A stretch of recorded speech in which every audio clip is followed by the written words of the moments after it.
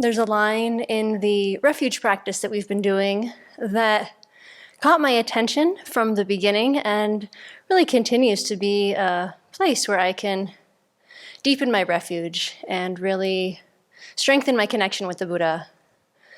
And in the practice, it says, the mere recollection of the Buddha dispels the anxieties of cyclic existence and self-complacent peace.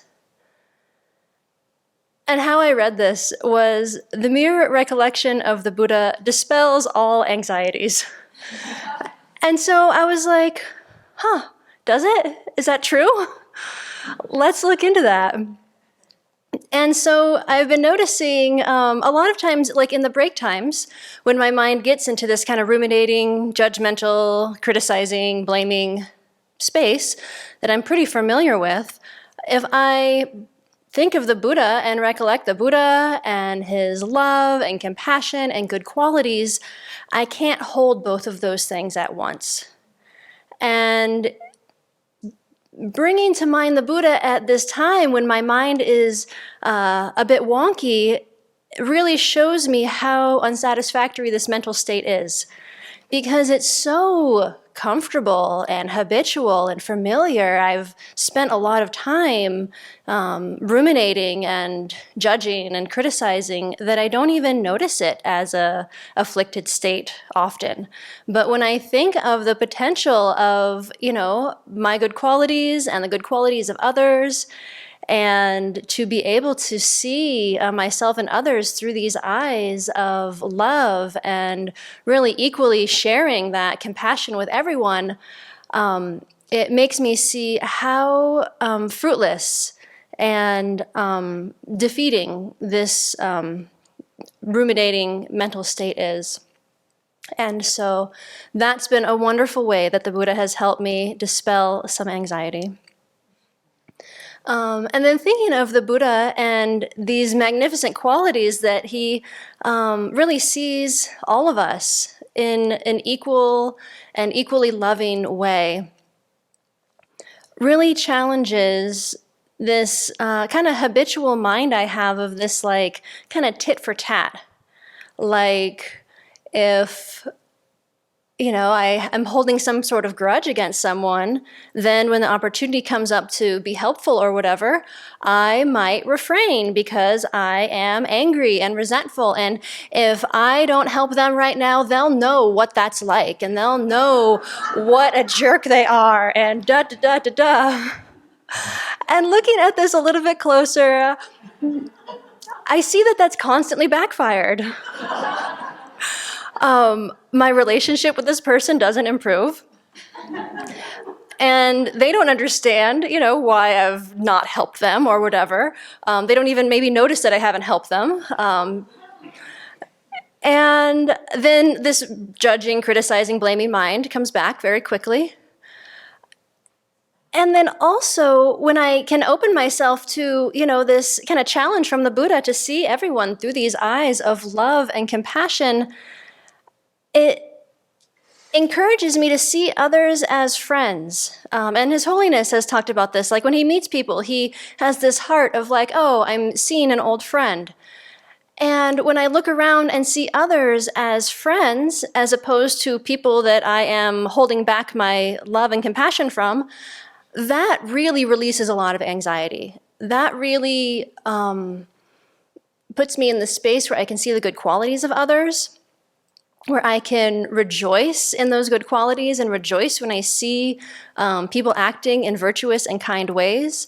And I'm not worried about, like, what are they going to do to me? Or thinking, how are they planning to get back at me because I've been such a jerk? And so really bringing to mind that wisdom mind of the Buddha that sees that we are all doing our best, that we are all looking for happiness and not wanting suffering. And so to want to contribute to that instead of trying to make others suffer because I am unhappy and suffering myself, where nobody is getting what we want then. And so looking at the Buddha's teachings, and that what I'm experiencing right now is the result of my karma. It's the result of causes that I've created in the past.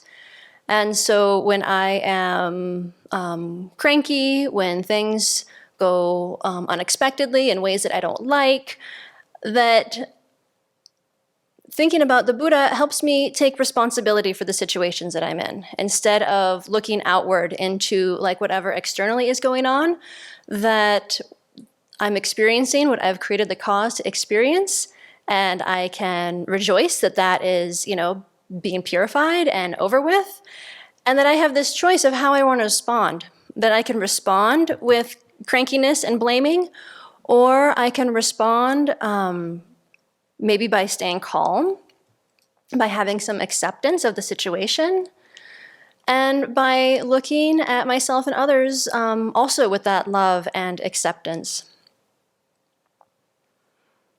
And so another place that I have some anxiety is this mind of, am I good enough?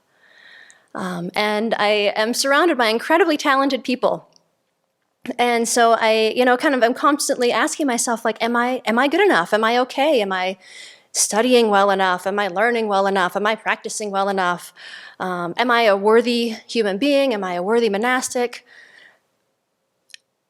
And when I can catch myself doing this, and then coming back again to the Buddha, and that he loves each of us equally, and that we all have this potential to become just like the Buddha and actualize our own great love and compassion,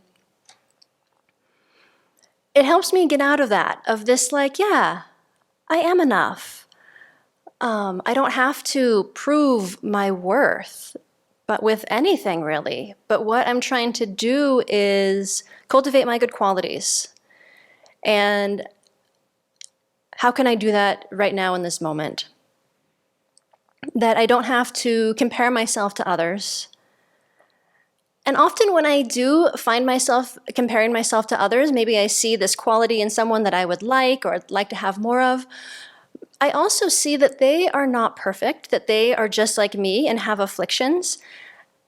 And like, okay, so if I could like cherry pick all these wonderful qualities from people, that would be nice. But I don't think it works like that. I think we're kind of these like packages of, good qualities and afflictions.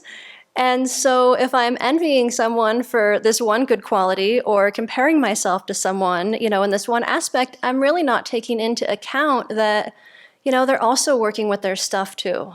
And so I don't need to question, am I good enough? Instead of, maybe I can, connect with this potential to have love and compassion and this mind that doesn't get so stuck in seeing things like this, this view of the way that I see things is the way that they are, and can actually really see things more as coming together with causes and conditions, coming apart due to causes and conditions, and being much more fluid.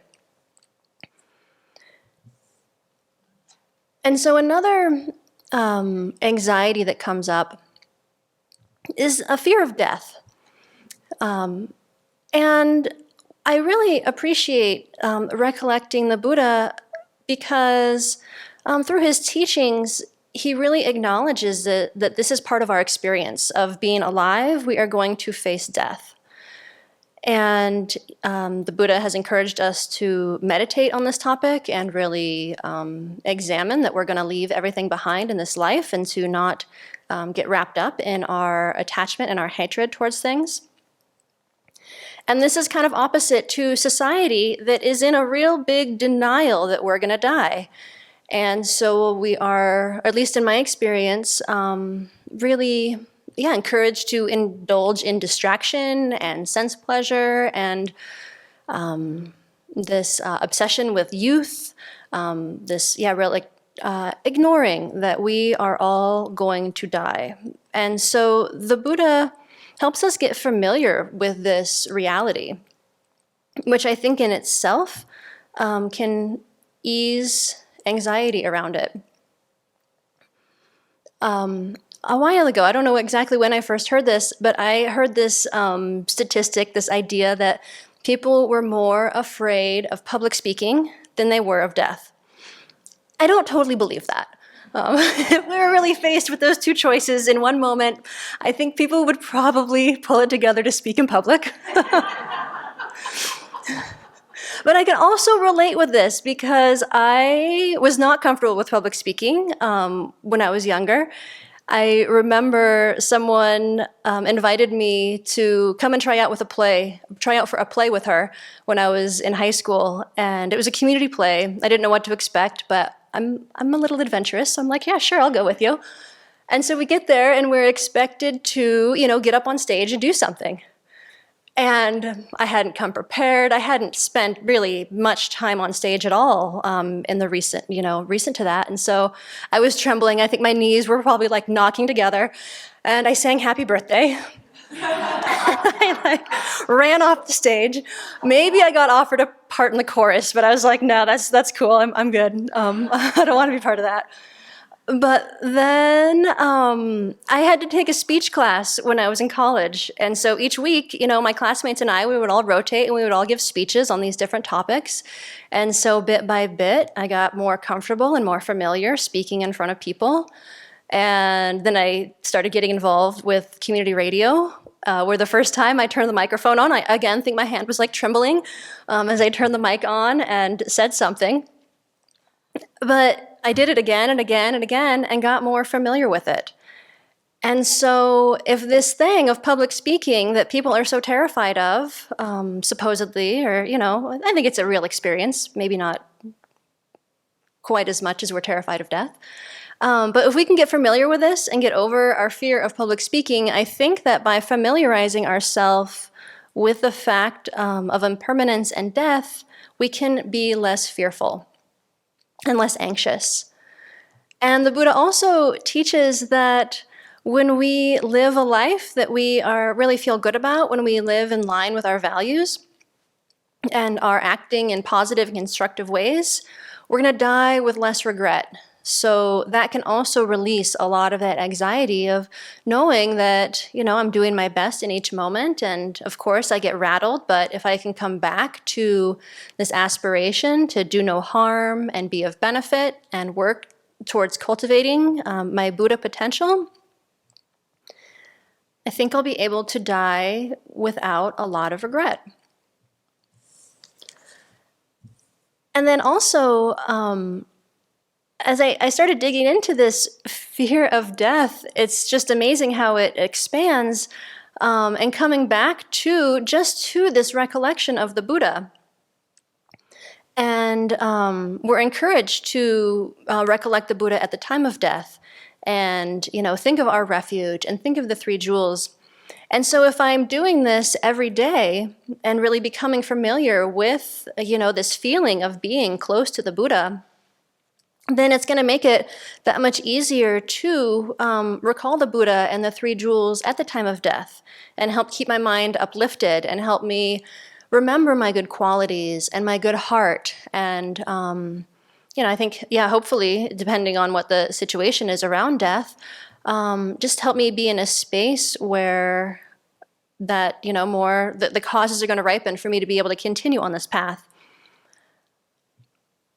And so also in thinking about the recollection of the Buddha, I think of it's really in thanks to the Buddha's teachings that I have some feeling of when I think about the Buddha.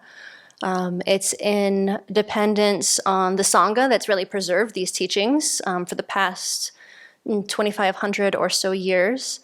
And thanks to my teachers for sharing these teachings with me, that I have these ideas, this real positive imprint, these positive thoughts about recollecting the Buddha. Because in my life, I saw Buddhas like in Chinese restaurants, and even like a place where I was living for quite a long time, there was a little Buddha statue there, and it was like, okay, yeah, this is cool, this happy Buddha. But there wasn't that same sort of, opening up when I thought of the Buddha. And so it's really amazing to think about, this Buddha refuge and the interconnectedness of the three jewels in bringing refuge really to life. And this mere recollection of the Buddha is quite a powerful refuge for me. I was thinking today as I was walking over to Gotami, it's really cold and windy and snowing, and so I put my jacket on to stay warm and was, kind of going fast because I was looking for shelter. And that's what I'm doing here in Samsara. Like, there is no end to this samsaric storm, and I'm looking for shelter and for safety. And this mere recollection of the Buddha really can provide that and help me stay in a more virtuous state of mind so that I can create the causes to continue on this path, to hopefully inspire others to do the same, and so that we can all eventually get out of this storm and actualize our full potential.